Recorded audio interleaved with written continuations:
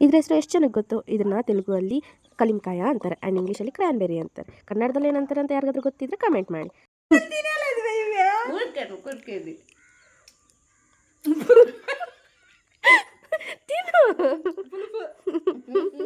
Full వేసుకున్నట్లకి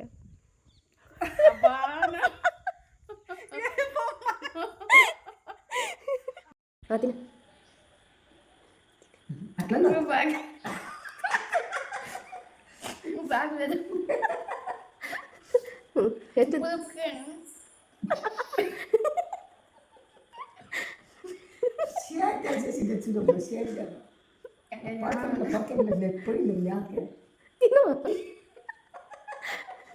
reaction ನೋಡೋಣ.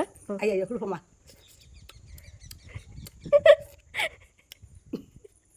ಸ್ವಲ್ಪಮ್ಮ ಹಿಂಗೊಟ್ಟು ತಿಂತಾವಮ್ಮ.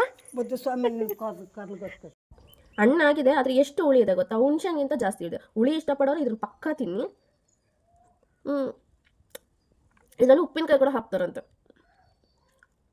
ಉಪ್ಪು ಖಾರ ಹಾಕ್ಕೊಂಡು ತಿಂದ್ರು ಅಷ್ಟು ಹುಳಿ ಇದೆ. See you, bye.